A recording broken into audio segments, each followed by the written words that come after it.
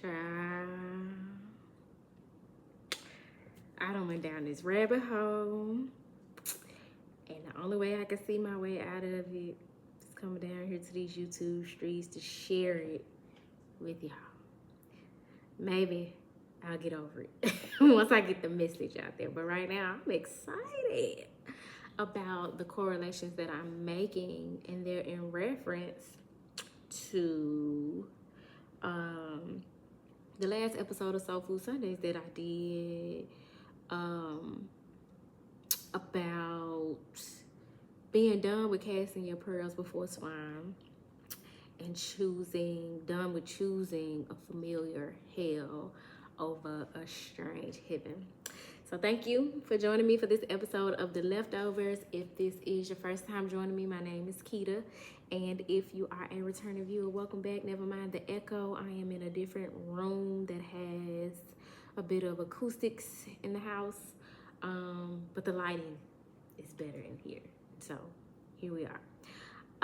If you have not checked out that episode of Soul Food Sundays, you're definitely gonna want to watch that and maybe come back to this, or maybe you can do it in reverse, but some of what I say may not make sense if you haven't watched Soul Food Sundays, because Soul Food Sundays was like the precursor, and this shit here is deep.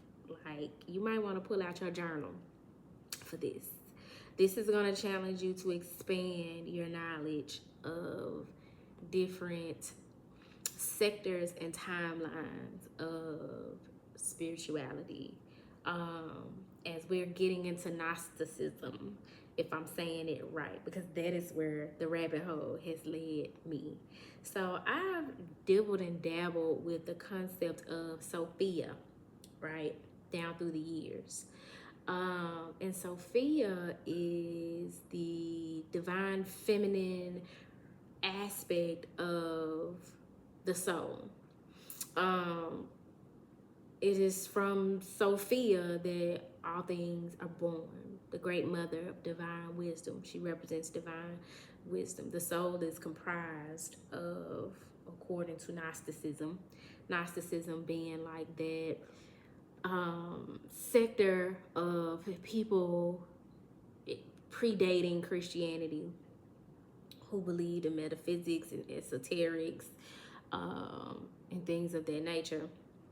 You have your feminine principle, which is Sophia, the divine wisdom, and then you have the Logos, which is Logos, which is the masculine principle, which is like that divine spark of creation that gets things going, that initial seed that's planted.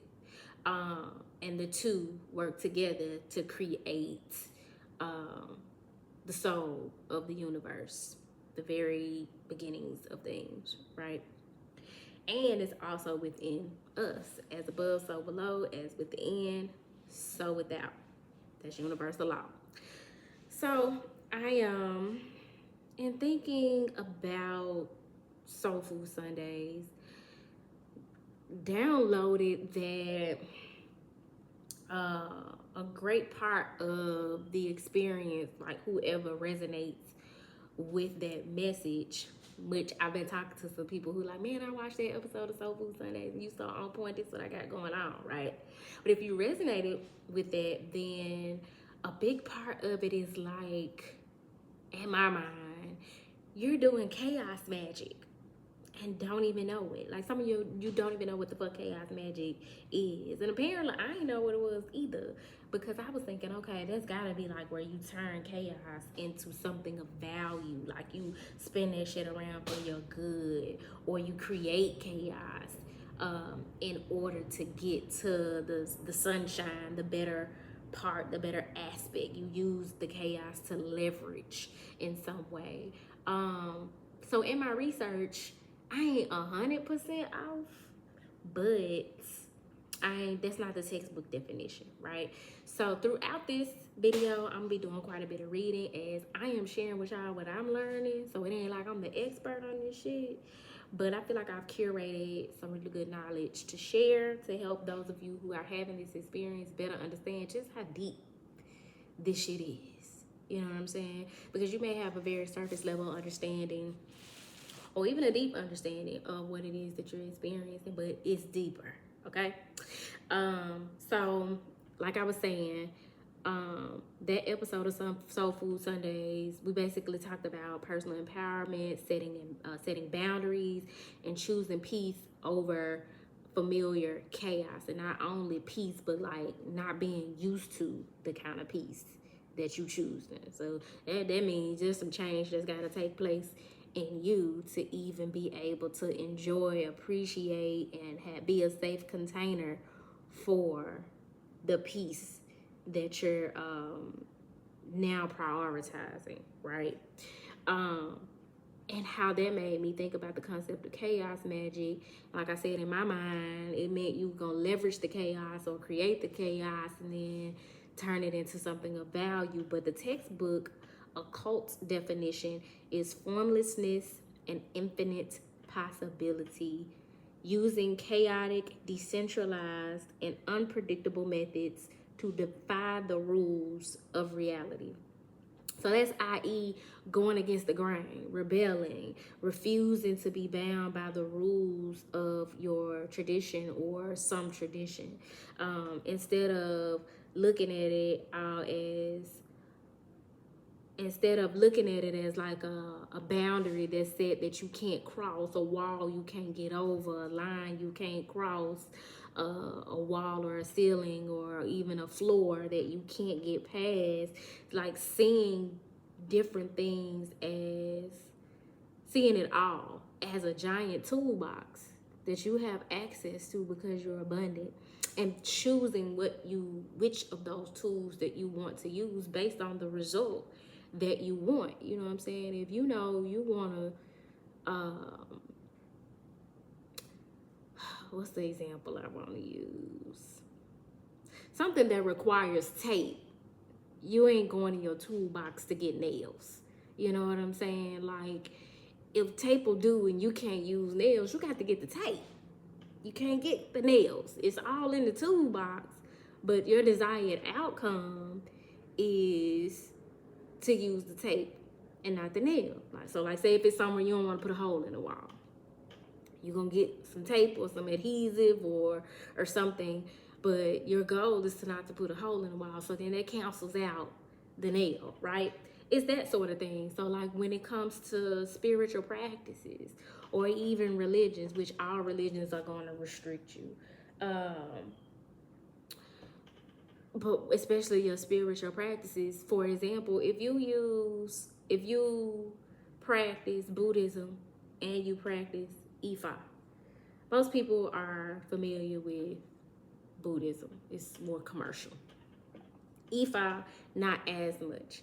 And Ifa is an African traditional religion, primarily but not limited to Nigeria, Europe, different areas of the continent of Africa. And there are elements of it across other African traditional religions, like those found in Brazil and Haiti, and places like that where African traditional religion is not foreign.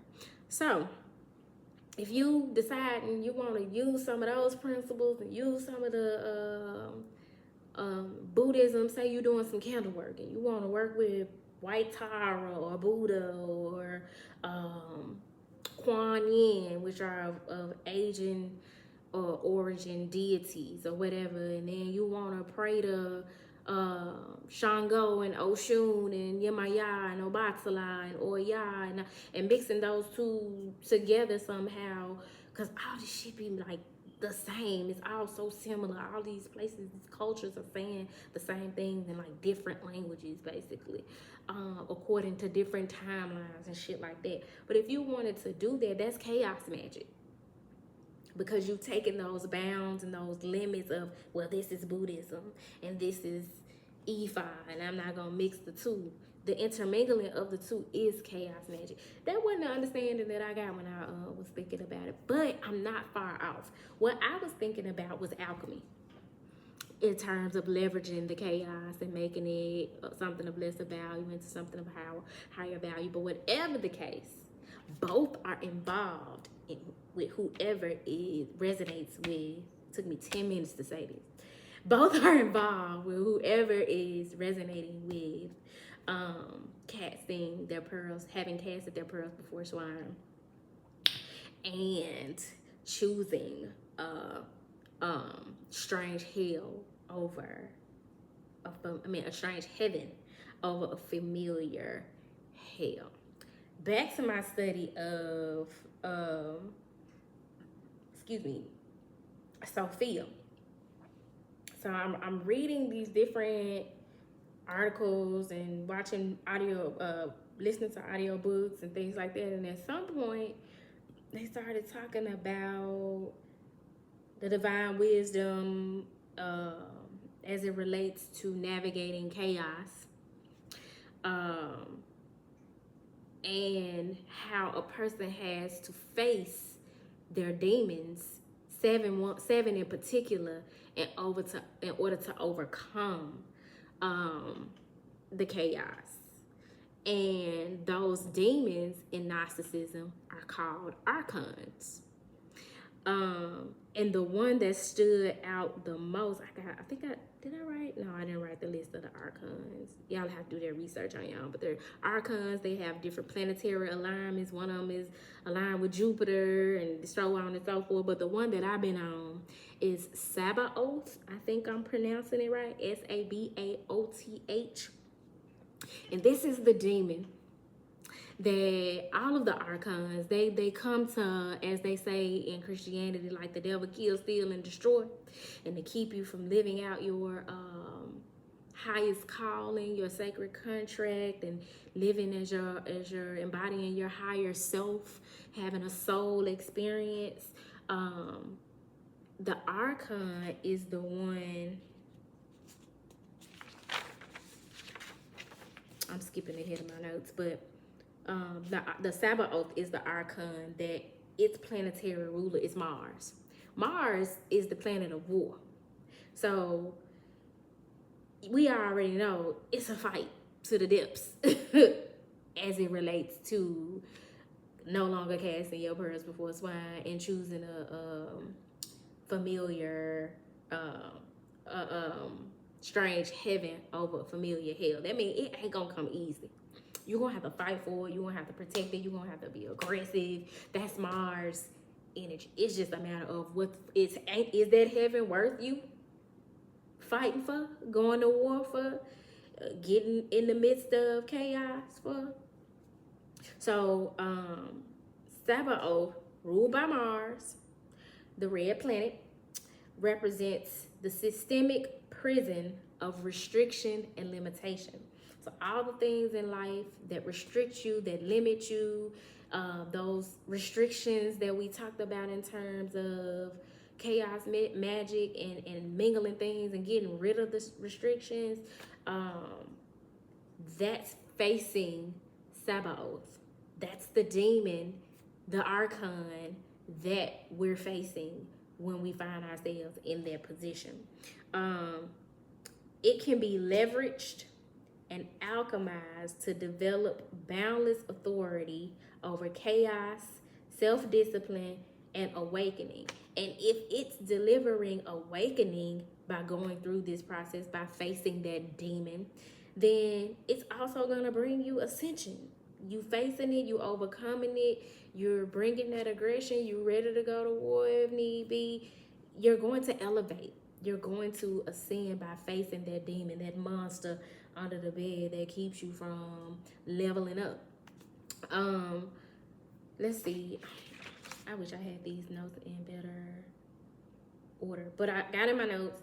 Archons are the cosmic prison guards or flawed rulers of the soul, created by Yaldabaoth, I think it's pronounced, Yaldabaoth.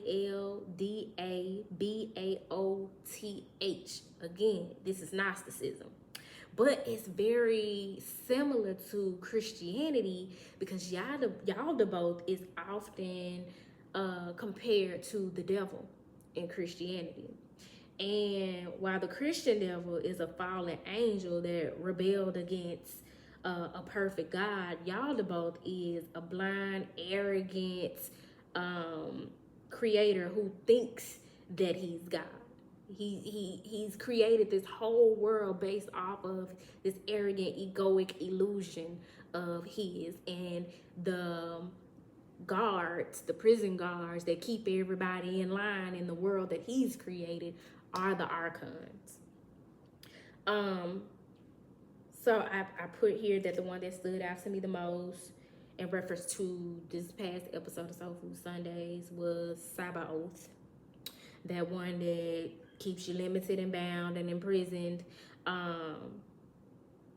But it's requiring that chaos magic and that alchemy to get out of it. Is that on my notes? I'm proud of me. Okay, kind of. There's a book that I was reading that ironically, I was reading it like from where I've been reading it, and I ended up moving into this chapter that's talking about chaos. And the book is Entering the Castle by Carolyn Mace. That's my girl I be referencing to y'all, her book Sacred Contracts and the Archetypes and the Chakras and all of that. But in this book, what she's talking about is pretty much the same information as like when they say, in my Father's house there are many mansions. You got people walking this earth who think that they gonna die. And that God got, I guess, a subdivision in this place called heaven where there's a house with your name on it. You got the deed, the key, and it has a street paved with gold, and that's where you're gonna get all your mail forwarded to, I guess. But what it actually is are those mansions. The house is your soul. Those mansions are your levels of consciousness, and through exploring those levels of consciousness, opening those levels of consciousness, unlocking those levels of consciousness, come many gifts, talents, and different higher experience. It's like that movie Lucy, where she tapped into all her different capacities as a human. That's what is meant by in my Father's house. There are many mansions, and we talking about a book that for damn sure ain't finna say in my mother's house, because the woman can't be the head of household in the Bible. The woman can't run shit in the Bible. So, of course, it wasn't going to say that. However, we talking about Sophia, divine wisdom, the feminine aspect of the soul. So there's definitely feminine leadership, feminine guidance, feminine creator energy involved as it relates to the elevation of your soul and having a soul experience. So in this book, Entering the Castle, Carolyn Mace talks about these different mansions, those same mansions being referenced in the Bible, where in my Father's house there are many mansions, talking about the levels of consciousness of your soul. And the chapter that talks about chaos is what chapter is this?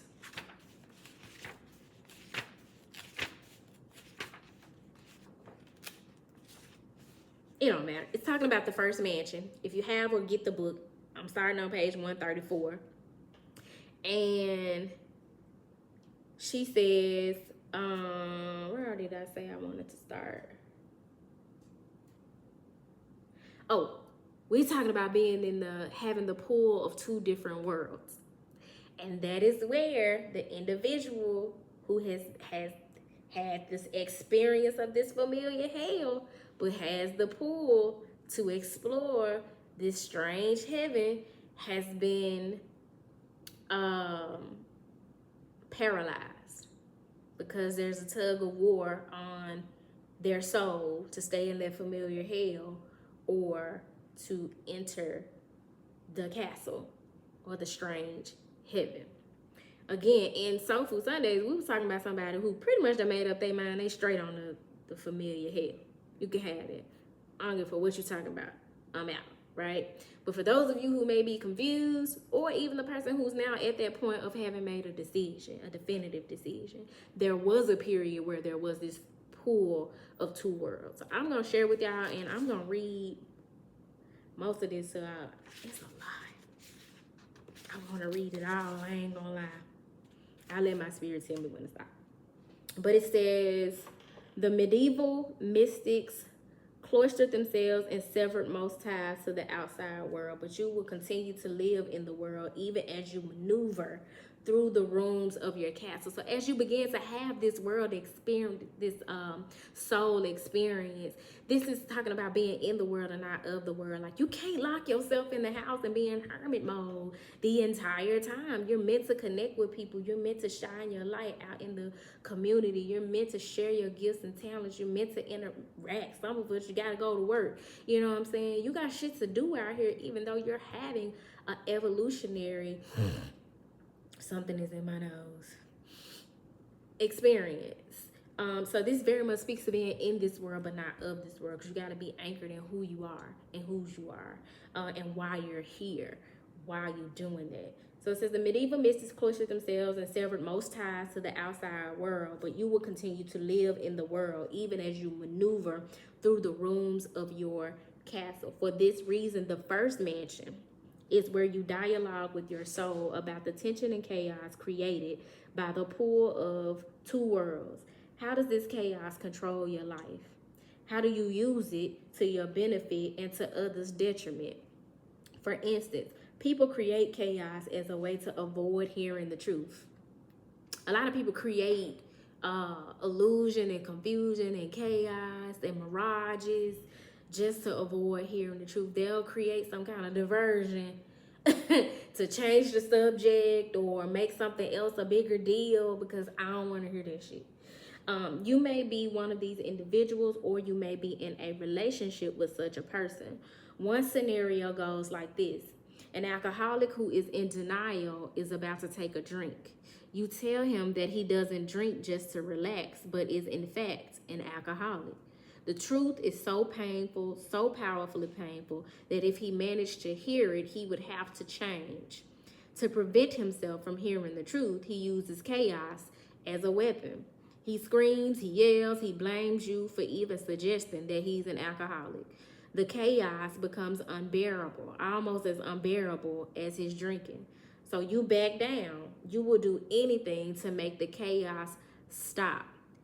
Anything. That's somebody who, it don't matter about the damn alcoholism. It could have been weed, it could be crack, it could be prostitution, it could be whatever is an addiction, it could be social media. If a person don't want to hear the truth, they will create chaos or make a big deal out of the fact that you're calling them out on their bad habit, something that's to their detriment, and make it your fault and gaslight, opposed to owning their shit. Because if they own their shit, then they feel some sense of conviction and knowing that they need to make a change.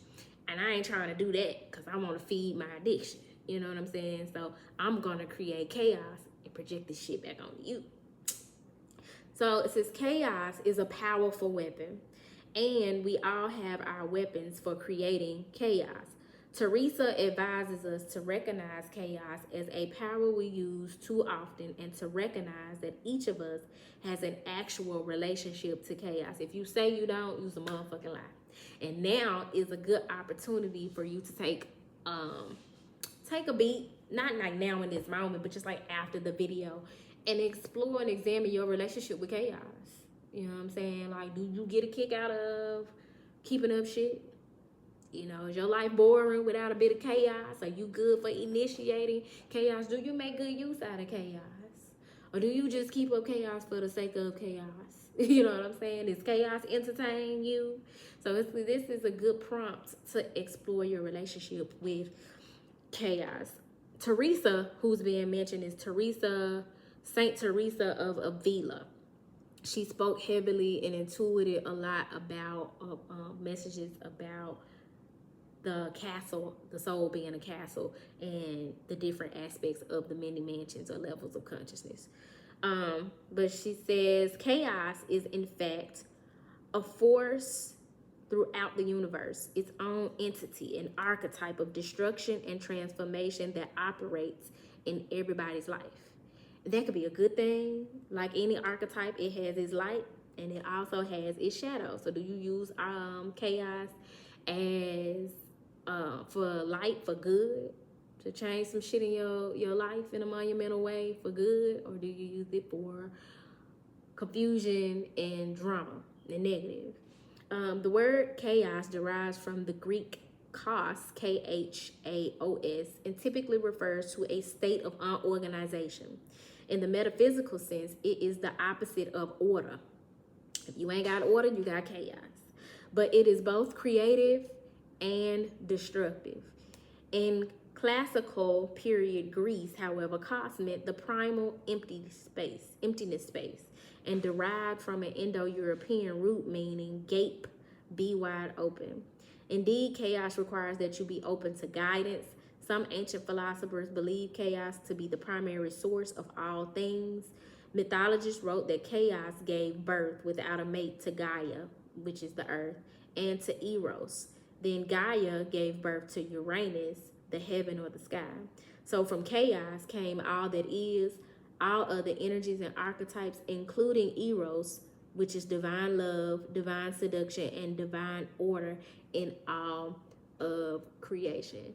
If you're experiencing chaos right now, or you're being called to create chaos right now for the sake of divine love, divine seduction, or getting in divine order, then just know that that's God's will playing out for your life. The chaos is intentional. It just ain't for the fuck of it. And you got to ride that thing out. You got to have the courage and the power, that Mars energy, that warrior energy, to see it through. So this also is a great prompt to explore the planet Mars and how it affects you. Explore what planet in your birth chart, your natal chart, is in Mars, and what's going on with Mars now. What transit is in Mars. To a mystic, chaos is an organic expression of the divine. The ancients believed that omens and visions emerged from chaos. Divine chaos cannot be stopped, manipulated, postponed, or bargained with. Again, if you in alignment with God's will and the chaos you got going on is something that God set in order, that God set in motion, you involved in something that's divinely protected and ordained, it can't be manipulated, put off, postponed, bargained with. For some of y'all, that familiar hell, you tried to stay in it because you was bargaining with God. Look, you requiring me to be a whole nother individual that I just don't see myself being, doing some shit that I don't see myself doing. Or not right now. I'm still enjoying this aspect of my life, this facet of my life, these people in my life. I ain't really trying to do that right now. You trying to bargain with God, and God's like, hey, I know what's for your highest good, and actually, you behind the clock, my G. Come on now. I got these gifts, these generational gifts. I got all this shit in store for you. I got all this character development, this security and this stability, these gifts and talents, these adventures in store for you. And we could have been halfway there already if you would relinquish your free will for divine will. It says it is an impersonal yet very intimate force of seduction. It sweeps into your life, taking charge of your life path and redirecting you according to its own plan, not yours. You know what they say about them plans, honey? Tell God your plans if you want to see God laugh, if you want to hear God laugh. You can perceive chaotic changes as cruel, unfair, or undeserved, or you can perceive them as benevolent, since chaos can bring death and life, endings and beginnings. For the divine, death is a part of life, not a tragedy. And we ain't just talking about physical death. We talking about death of relationships, death of habits, death of chapters and cycles in our lives. Life and death are one and the same, yet even though what happens to our bodies is impersonal in the cosmic sense to the divine, what happens to our souls is a matter of divine intimacy. I'm gonna skip the rest of this page, but I am gonna skim over the other explorations of chaos in the soul. So in the first room of the first mansion, um, it says describe your relationship to chaos. Chaos can include subtle changes in a relationship as well as major life changes such as a new job, job loss, retirement, or catastrophes like accidents or natural disasters. Positive changes can cause as much chaos as negative ones. You may get the new job you want but need to relocate to a new community. The birth of a child brings love as well as chaos to a home.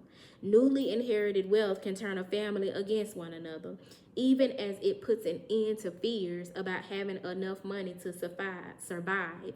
Change is constant, a fact of life, and your intuition alerts you when change is in the air. Often we get signals, warnings, dreams, hunches, or feelings that alert us to an inevitable period of change. Fighting change is the same as fighting your guidance. Instead, learn to listen, prepare, and act. Y'all, get in alignment. Stop struggling and suffering for the sake of holding on to a familiar hell. And because you're scared to step boldly and faithfully into a strange heaven. Motherfucker, it's heaven.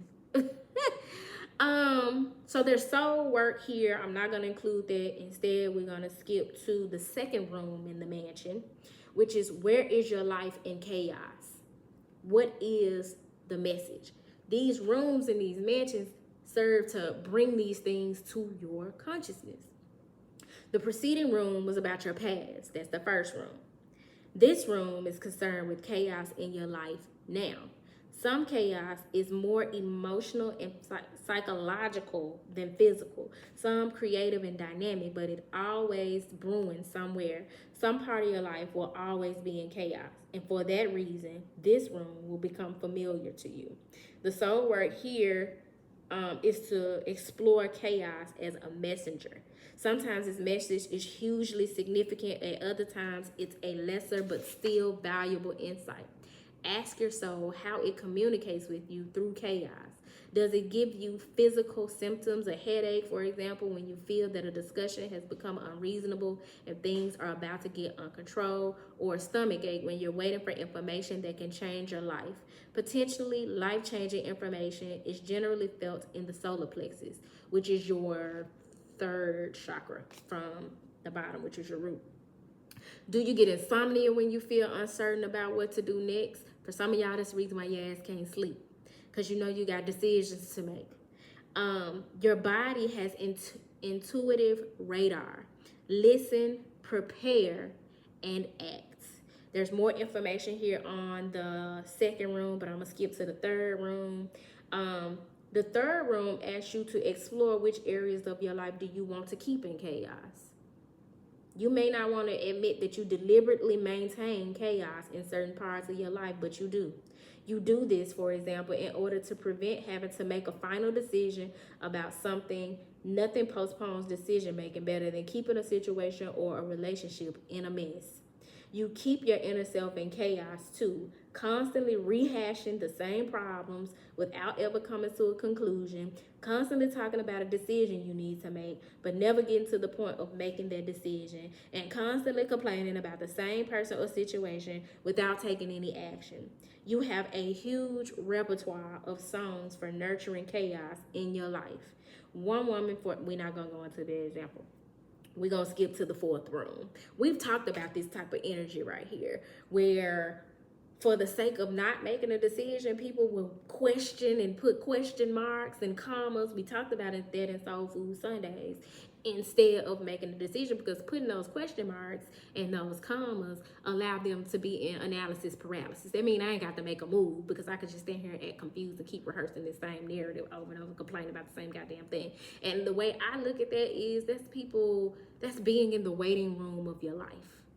Like, you waiting for somebody to come and save you or give you the answer, or take your hand and push you and pull you out into your next adventure or the next space that you need to be in. But ultimately, it's up to you to make that finite decision and move forward.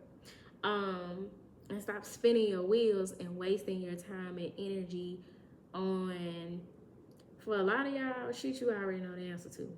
We just gonna keep it a book. The fourth room asks you to explore your consciousness around your methods of creating chaos.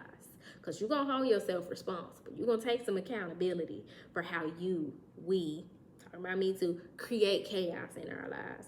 So in the fourth room of the mansion, one woman was a screamer. Hysterical behavior was her way of creating chaos, controlling her family and getting everyone to do what she wanted. Just the thought of her screaming was enough for her husband and kids to cave in to her demands. The thought of becoming rational was incomprehensible to this woman. She absolutely could not conceive of herself not screaming. This reminds me of Simone on Married to Medicine. She one of my least favorite on there not just because, but for one reason. Simone Loudmouth ass uses that intentionally to control the girls. The fact that she's loud and will overtalk them, and it's a form of intimidation. And it creates chaos, and it often gets them to back down, because who the fuck wants to keep hearing Simone loud ass mouth, right? Anybody out there that watch Married to Medicine, you know I ain't lying. She absolutely could not conceive of herself not screaming. She actually went blank right in front of me when I asked her to name an alternative behavior. She felt completely powerless, voiceless, without screaming, and she was not about to give it up. Another thing is that complete opposite, the going quiet, the silent treatment to control the narrative. Take it as it resonates. You cling to your methods with the same tenacity. Some of the most common ploys are anger, pouting, hysteria, manipulation, gossip, lying, adultery, addiction, indecisiveness, chronic tardiness, always interrupting conversations, and never listening to others. All of those are ways in which we create conflict, create chaos. Paradoxically, you create chaos to attempt to maintain control and power over your world. This is that resistance to surrendering to the divine and trying to control the narrative instead. Yet, creating chaos in your external life will always cause it within your soul. Ultimately, every act of divine chaos is an attempt to affirm that there is actually a plan for us on earth. It is a method of getting us or keeping us on the right course. We want divine intervention to pull us out of our anger or indecision, but without a divine guarantee to keep us safe, we keep trying to exert our own will. That's where your faith and your trust comes in, and even hope and belief. You want God to show you concrete proof that things are going to work out in your favor instead of just trusting that it is. So there's soul work here for room 4. How many rooms is in this mansion, the first mansion? Child, we finna skim through these like a motherfucker, cause we gonna be here all day. Okay, it's like, I think 8 of them, and we on 5. In the 5th room, you're exploring, where do you fear divine chaos in your life? Where do you fear the force and presence of God the most? One person said, I can take anything from God so long as he doesn't touch my family. We are always bargaining with the divine, always imagining that we have more power and authority over our lives than we do. We are so deluded. We are in control of nothing whatsoever. Not the weather, not the government, not the stock market, not traffic, barely our health and relationships. Not the millions of decisions being made by people all over the world every second. All of which influence our lives in both unseen and all too apparent ways. We wake in chaos and we go to sleep in chaos. How can we possibly think that we can control or maneuver around the cosmic force of the divine? Denial is a very potent force. Even when we know we are consciously denying something we need to look at, we continue to function in denial. Even when we receive guidance that we ask for, we sometimes regret it. Listen, as the God said girl, as a reader, as an intuitor, as an intuitive, whatever you want to call me, I know all too well how people will say they want the truth, they want the guidance, they want the message, and then you deliver it, you give them the truth, and they resent you for it. But rejected guidance does not disappear. Just because you resent me for it don't mean the truth don't exist. It gets repressed in unconscious fears, anxieties, and tensions. You are forming an internal partnership with the divine. The fear that God makes you pay a price for his intimacy, however, is centuries old, ingrained in your psyche. And it's ingrained by religion and this whole concept of good and evil and reward and punishment. In this room, you have to unearth your fears of coming close to God.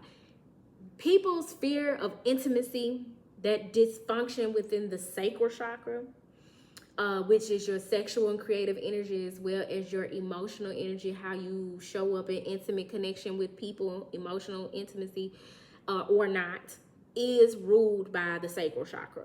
And if there's dysfunction there, then there's dysfunction for sure in your intimate relationship with God. But you can't micromanage God. So there's soul work listed here for that one. In the sixth room, you're being asked to expand your consciousness around fears you nurture. Some fears you are born with, others you learn from family members or develop from personal experience. That fear of intimacy, fear of commitment, fear of exposing different aspects of yourself, your creative energy, your sexuality, your intellect. Some people are afraid of showing people just how smart they are. A fear of doing it alone, fear of independence, fear of partnering. Whatever that fear is, how do you nurture them? What are the fears that you nurture? With faith, prayer, and conscious awareness, as well as counseling if necessary, you should be able to dissolve many of your fears. An irrational fear of the dark, of course, will be easier to overcome than, say, a fear of rejection rooted in childhood trauma. If you don't work to overcome them, fears and anxiety can become a part of you, ultimately controlling you, and in many cases, destroying the quality of your life. I'm going to leave that there so we can move on to the next one. But you get the gist of what the sixth room is bringing into your level of consciousness. What fears do you nurture? How is that contributing to the chaos in your life? Or your fear of creating chaos for the sake of the divine good, aligning with divine will. The seventh room.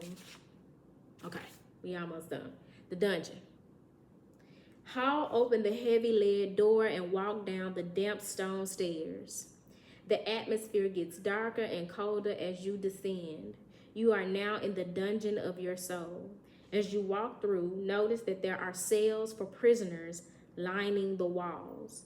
Y'all, I ain't read this shit before. Not this, I ain't got this far with it. So all this is new to me too. As you walk through, notice that there are cells for prisoners lining the walls. Everyone you cannot forgive or whom you resent or wish harm to is held by you in these cells. The parents you cannot forgive are in a cell. The business partner who cheated you and whom you still resent is in a cell. The ex-spouse is in a cell. Sometimes the people you keep in the dungeon are tortured by the power and negativity of your memories, because thoughts, just like prayers, travel. No doubt, some of the people you hold prisoner are holding you prisoner as well. It's time to cut them chains. It's time to cut them cords and understand that shit is a two-way street. You lack forgiveness and you're holding those people in contempt. I ain't saying you gotta fuck with them, but you holding those people in contempt. That energy is holding you captive as well. It's holding you back from reaching your highest potential. It's holding you back from aligning with divine will. Why do you keep prisoners? Pursue this question with your soul, and as always, record your response in your journal. Usually, the answer is that you keep someone or something prisoner because you feel he has not yet been punished enough for the harm he did to you. You must have your pound of flesh. You still believe, or so you tell yourself here in the first mansion, that you have a right to exact revenge.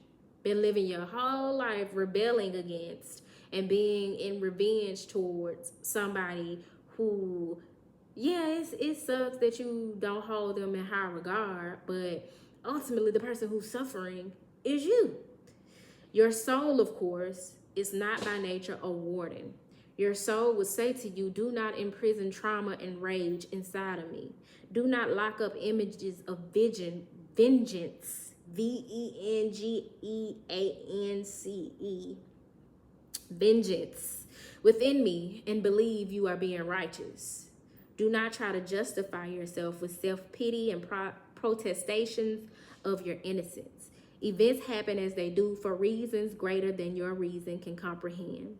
Your challenge is to develop the strength to accept things as they happen, learn from them, and move on. You are not the great executioner. Imagine yourself in the prisons of others' castles. This alone is a reason to release all prisoners from your dungeon. This shit is affecting you on a soul deep level. And you wonder why you got certain physical ailments, why you got certain emotional blocks, why you got certain, why it shows up in different areas of your life. Sexually, you can't connect on a deeper level because you got all this shit. You got these dungeons. Your castle rooms are dirty. When I say yo, I mean us. I'm doing this work too, y'all. And you got these dungeons where you holding people prisoner because you still holding them in contempt for some old shit. Not to say that you in the wrong to feel the type of way, but learn from it, be a better person because of it, and move forward. Don't let the shit keep you stuck, stagnant, paralyzed, and down, ultimately. So the soul work listed here in accordance with that. And then the last room, which is the 8th room in the first mansion, is gratitude for divine chaos. And that is a space that on my journey, I thank God for. Like, there's real appreciation for the divine chaos in my life up to this point. At first, I didn't understand it. One day, I was in front of my altar, butt ass naked, like, yo, what do you want from me? What is it that I need to do? What the fuck is this? And I was amidst divine chaos. I was used to being in control. I was used to being able to throw some money at the problem, or somebody come bail me out the problem, or in this situation, it was just me and God. And I was just like, yo, but now I look back and I thank God for what that experience, that divine chaos created within and around me. So in the 8th room, you're exploring gratitude for divine chaos.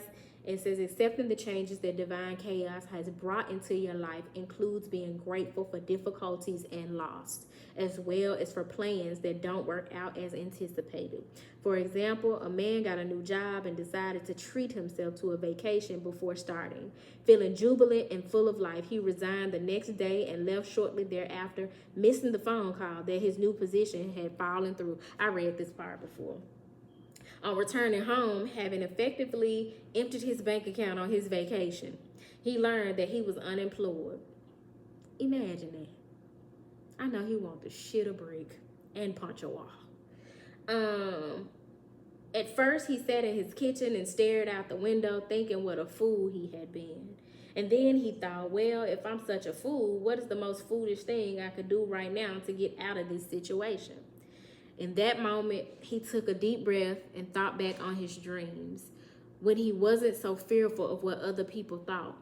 Now that he had lost just the right job and confronted humiliation, the worst was over. He had been humbled. He was free to do what he wanted, so he decided to follow his passion and become a chef.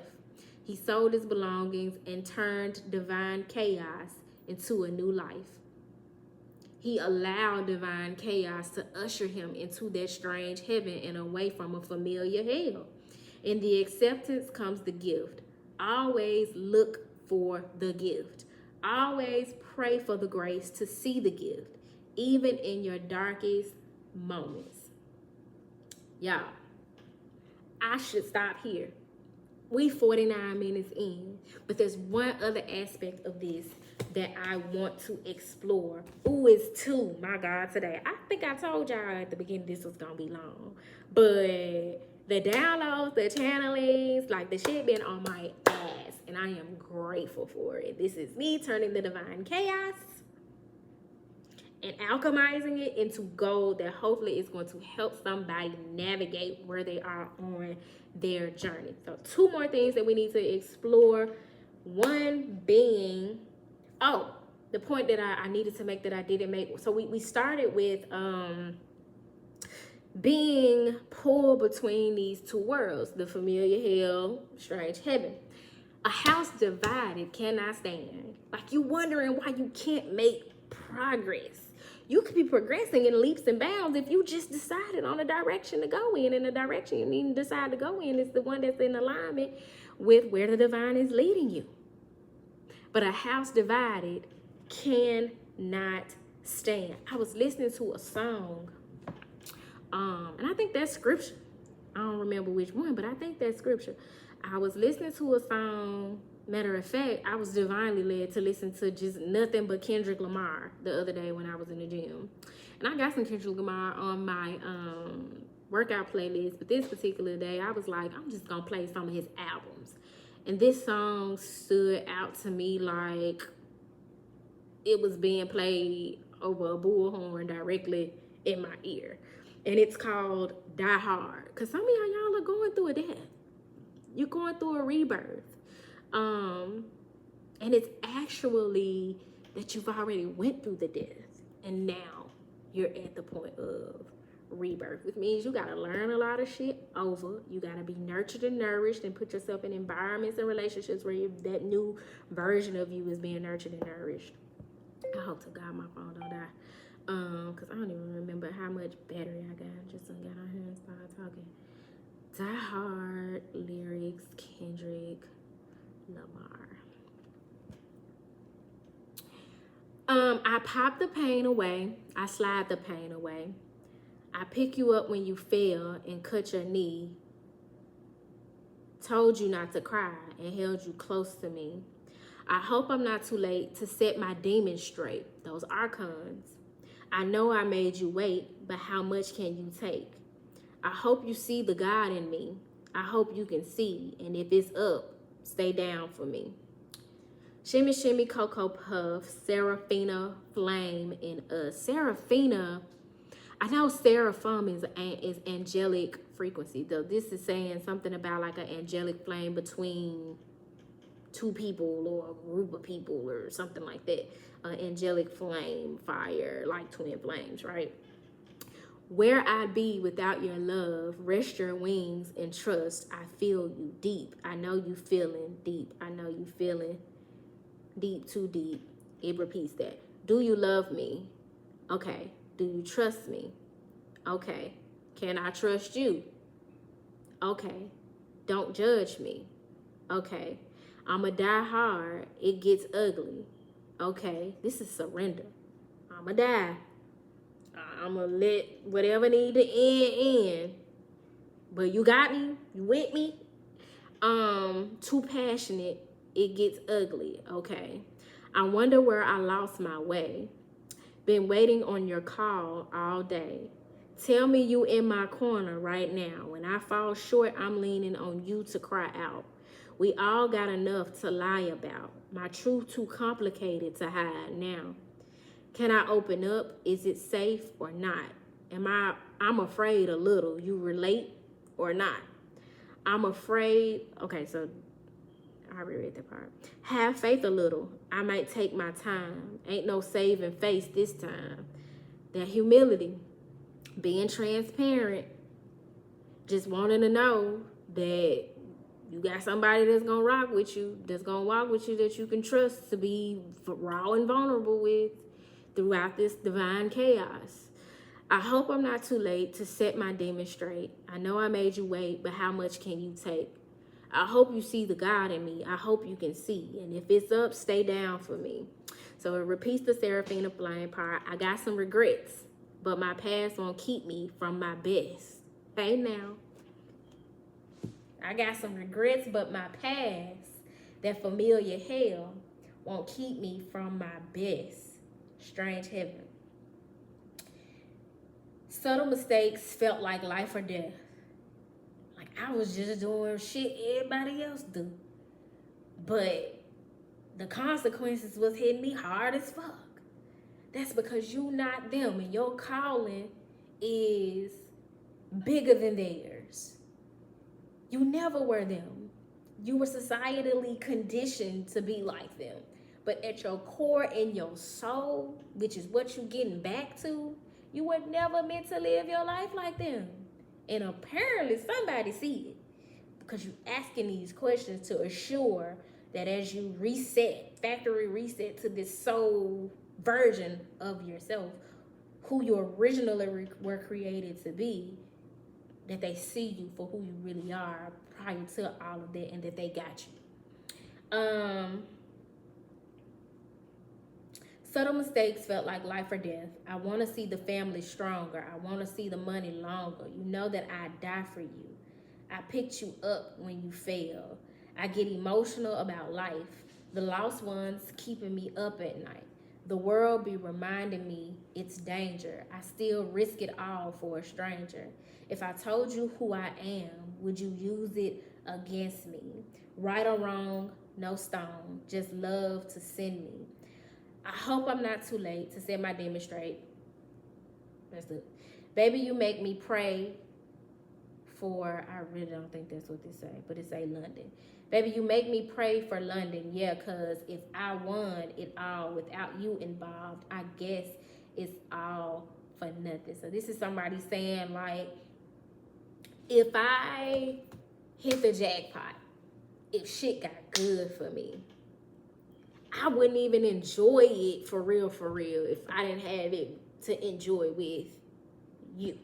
So we could very much be speaking about a divine connection, a partnership of some sort. Take it how it resonates. Now, moving on to my last point that ties into this whole message. And, damn, I think I just passed it. It's relative to the archons. We're going back to them demons. Kendrick talking about facing them demons in this song. I hope I'm not too late to set my demons straight. Face these damn archons that's trying to keep me from being evolving into my highest self, which is who I was created to be.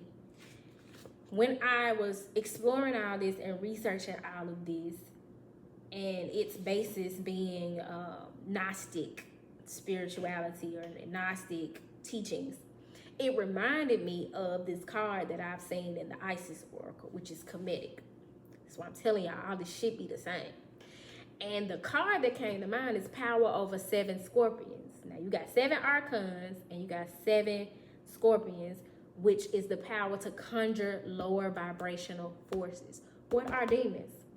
Lower vibrational forces. Christianity teaches us that they are things that are outside of us and that we should fear. But they are actually low vibrational energies within us, aspects of us that we have complete control over conjuring and alchemizing and using for our good as chaos magic should we need to, and also putting in its fucking place should we need to as well, so as to not be bound and limited in this life. So I'm going to read the message of that to close us out, and we're going to be done because this is over an hour. This is crazy. You are being initiated. We talked about going through an initiation in Soul Food Sundays, how this whole casting, realizing that you casted your pearls before swine, and what's necessary to get out of that situation is an initiation. But it says you're being initiated into the magic of conjuring to have power to affect lower vibrational forces through your own will and spoken word. So this is very much that activated throat chakra. You are guided to use this powerful gift with compassion and discernment. And damn, I did a reading prior to this Soul Food Sundays. I've been cranking them Soul Food Sundays. This is the first time I've done like back-to-back Soul Food Sundays. You know, I usually do it once a month. but the messages have been coming through so much that I've done several in the month of May, I know. And one of them was about the spoken word, the power of the word, affirming yourself, how you speak to other people, the language that you use. But it says you're guided to use this powerful gift with compassion and discernment, with mercy and non-judgment.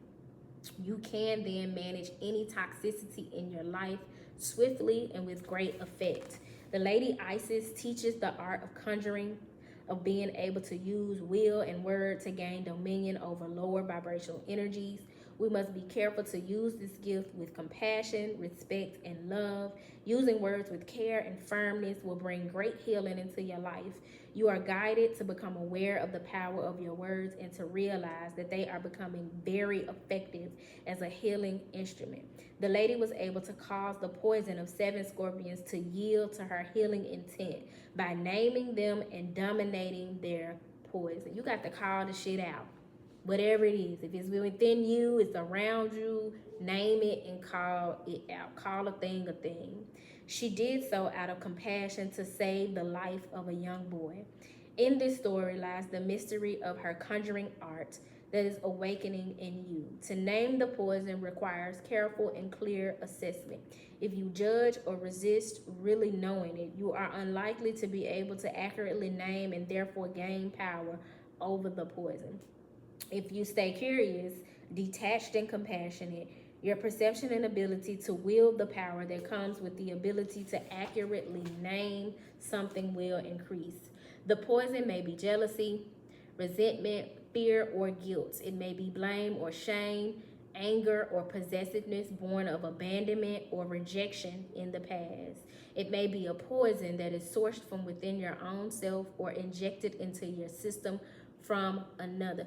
We keep hearing this mention of systems, which takes me back to the reading about Babylon falling, because Babylon represents those systems within us and around us that are falling. Again, my whole point of doing this shit is to give y'all a broader understanding of what the fuck you got going on. It could be an actual phrase or an insult, a cruel childhood nickname or a taunt, even said in humor, but that wounded the open-bodied soul at the time. It may be a cultural poison, such as the sickness evidenced in our cultural images of the feminine body that leads to distorted perceptions of ideal body image. Hatred of our bodies and disordered eating. The poison may be your own fear of success or failure. It might quite simply be the ego in a dramatic, endless spiral of suffering from which there appears to be no respite. Isis can help you heal and grow more powerful than any poison in your system or relationship or any toxic environment by helping you name it. If you're in a toxic environment, you're going to have to call it out as such. You ain't got to tell nobody, but you need to get honest with yourself. Call a thing a thing. There's some fucked up shit being said and done around here. I can't thrive in this environment. It's stifling me. It's stifling my growth. I can't become a better man or a better woman around these people. Call a thing a thing. That's a first step to conjuring those low vibrational energies, those archons. Where did I leave off? Take ownership of the situation and make any interchange necessary so that you can either affect transformation of the situation or are transported from it by your changing vibration, which then draws a different circumstance more aligned with your frequency. Sometimes you put in those environments so that you can be the light, but also that shit can be draining. So if you be in the light and you seeing where they're not receptive to your light, they prefer the darkness, they prefer the familiar hell, it's time to go. If you know you ain't helping nobody and it's only pulling you down or stifling your growth, it's time to go. Conjuring and domination in this art do not occur by force. For enforcing against something, we are giving it power through our resistance. The power to conjure in the healing mysteries of Lady Isis comes in compassionate realization of the truth. Having compassion for yourself, having compassion for the other people involved, but also standing on business about what the truth of the matter is. This oracle comes as a bearer of promising tidings. If you've been trying to heal an issue, you will become whole. You will gain wisdom and successfully integrate the spiritual lesson of your experience. Whatever you got going on, you are not going through it for nothing. It ain't all for nothing. But the only way you're going to get the full benefit, the reward of having had these chaotic experiences if you surrender. Or else you're just going to keep repeating karmic loops over and over and over and over. Because the whole point of them is to get you where God has designed you to be, who you were created to be.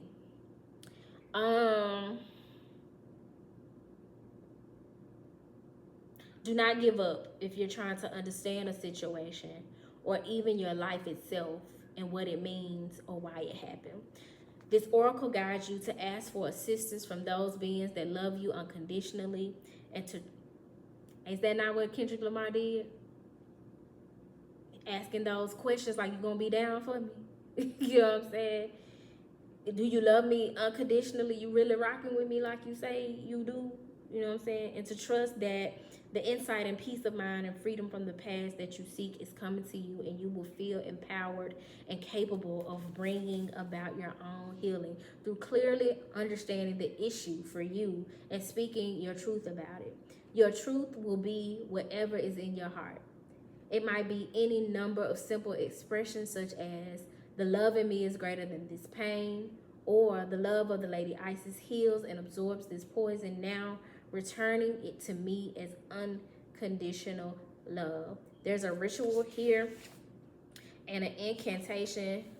I'm going to share the incantation and try to remember to put it in the description box.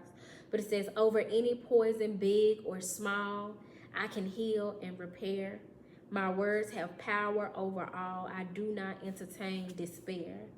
I name the truth within and around me with deep compassion and clarity. The pain of life bothers me no longer.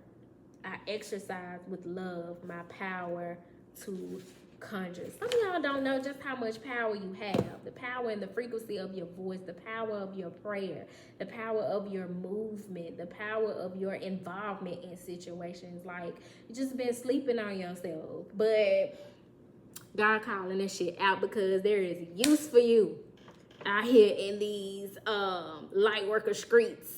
So I hope this long-ass message found you well. If it did not find you well, I hope that it leaves you well. If something resonated, please leave your comments down in the description box below as you are no longer casting your pearls before swine, wasting your energy and your time and your resources on this fuck shit that time is up, has expired, and that you're no longer settling for familiar hells and challenging yourself to align with, to surrender to a strange heaven, baby. Let me tell you something. I know it ain't easy. I am a living witness, but it is so worth it to have the kind of peace that comes with that surrender. Summer solstice is coming up. That information is on the community board. I'd love to see you there if you're local.